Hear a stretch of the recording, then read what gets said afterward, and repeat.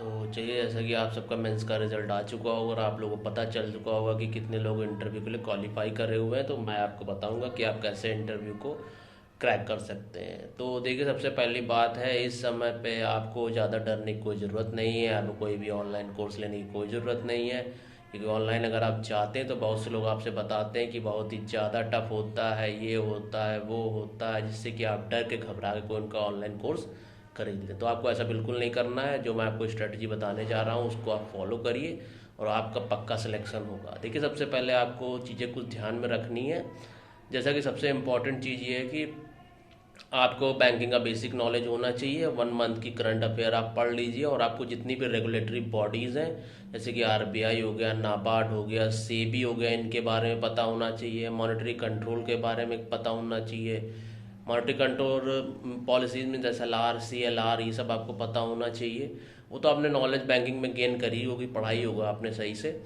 और जो चीज़ है ये आपको, जो आपको प्रैक्टिस करनी है डेली 1 आवर, जितना भी आपको टाइम मिला हुआ उसमें आपको ये काम प्रैक्टिस करना है कि आपको एक रूम लेना है, सेपरेट रूम। उसमें आपको पूरा सेटअप वैसा ही बनाना है। एक टेबल डालनी है, एक चेयर डालनी है, और अपने किसी फ्रेंड के साथ आपको डेली प्रैक्टिस करनी। प्रैक्टिस आपको क्या करना है कि आप रूम में एंटर होंगे। देखिए, ध्यान रखिए इस सब बातों को, इन सब चीज़ों पे ध्यान दीजिए। मैं ये आपको यहाँ बताने जा रहा हूँ, सबसे इंपॉर्टेंट चीज़ यही है कि आप उस रूम में एंटर होंगे, और एंटर होने से लेके फिर आप उसको विश करेंगे। ये आपको बार बार करना है, ठीक है? 1 आवर डेली करना है अगर।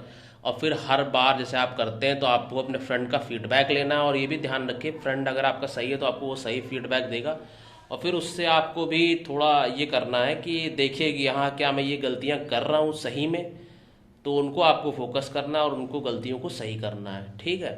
तो आप और अगर आपका फ्रेंड प्रिपेयर कर रहा है आपकी तरह तो बहुत ही अच्छी बात है, वो उसको पता होगा बैंकिंग के बारे में। उससे बोलिए कि आप इन सब चीज़ों के बारे में पूछिए, आप कुछ उसको बेसिक क्वेश्चंस लिख के दे दीजिए, और उससे बोलिए कि वो आपसे पूछे। आप उसको एज ए इंटरव्यू और कंसीडर करिए। आप उसको अपना फ्रेंड मत समझिए। ये मत सोचिए कि अगर आपसे कुछ वो आर्ग्यू कर रहा है तो आप उसके साथ में आर्ग्यूमेंट करने लगे। आप एज उसको इंटरव्यूअर सेलेक्ट कंसीडर करेंगे, और आपको यहाँ पे काम रहना है, ठीक है? ध्यान इन्हीं सब चीज़ों को देना है। और अगर आप ये डेली प्रैक्टिस करते हैं तो आपका सिलेक्शन होगा। और देखिए, एक बात ध्यान रखिए कि आप इंटरव्यू तक आए हैं तो सीधी सी बात है, आपकी नॉलेज तो चेक हो चुकी है, ठीक? जैसे कि मैं आपको अपना इंटरव्यू का एक्सपीरियंस शेयर करना चाहता हूँ। जिस तरह से मैंने ये प्रैक्टिस मैं आपको बता रहा हूँ, मैंने डेली करी हुई थी। तो मैं घबराया भी था, जब मैं रूम में एंटर हुआ तो मैं घबराया था, बट मेरी जो प्रैक्टिस थी वो मेरे सबकॉन्शियस माइंड में स्टोर हो चुकी थी, जिसकी वजह से मैं घबराया फिर भी मुझसे गलती नहीं हुई। विश करने में भी गलती नहीं हुई, रोम सही से खोलने में भी कोई गलती नहीं हुई, ठीक है? तो आप अगर ये डेली प्रैक्टिस करेंगे तो आपसे गलतियाँ एकदम अवॉइड हो जाएंगी। और जैसे ध्यान रखिए कि अगर आपका सुबह में इंटरव्यू है, अगर आप अपने फ्रेंड के साथ में दोपहर में भी प्रैक्टिस कर रहे हैं, तो इस बात को ध्यान में रखिए, आप उसको हमेशा क्या विश करेंगे? Good morning sir. ध्यान रखिए, जब भी आप दोपहर में प्रैक्टिस कर रहे हैं बट आपको क्या बोलेंगे वहाँ पे? गुड मॉर्निंग सर, क्योंकि आप जा रहे हैं सुबह में इंटरव्यू देने। इससे हुआ क्या, अगर आप रूम में एंटर करते हैं आपसे गलती भी हो जाती है, मगर आपके सबकॉन्शियस माइंड में क्या स्टोर हो चुका है? Good morning sir. बार बार आपने उसकी प्रैक्टिस करी तो आपके मुंह से वही चीज़ निकलेगी, ठीक? और जिनका दोपहर में वो उस तरह से प्रैक्टिस करेंगे, ठीक?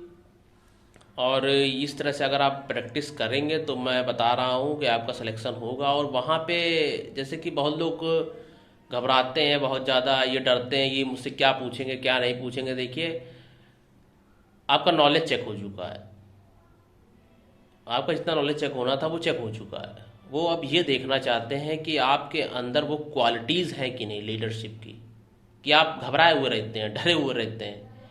क्योंकि सीधी सी बात है, भी आगे आपको एज ए पीओ ज्वाइन करें तो आपको जाके एज ए मैनेजर बनना है आगे। मैनेजर का मतलब ये होता है कि वो ब्रांच को संभालता है। और जैसे कि आरएम सर जो उसको टास्क देते, आरएम सर जो उनको टास्क देते हैं वो उन्हें कंप्लीट करने होते हैं, और आरएम सर के सामने उनको रिपोर्ट भेजनी होती है, उनके सामने प्रेजेंट होना पड़ता है, डिफरेंट मीटिंग्स में जाना पड़ता है। तो अगर आप घबराए हुए होंगे, आप बोल ही नहीं पाएंगे, तो अपनी बात कैसे रखेंगे आरएम सर के सामने?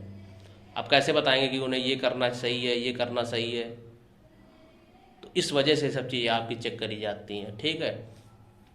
तो इस तरह से आप लोग तैयारी करिए, और बेस्ट ऑफ लक आपको आपके इंटरव्यू के लिए। और जितने लोग ये वीडियो देख रहे हैं उनका सिलेक्शन हो, और जो नहीं देख रहे हैं उनका भी हो।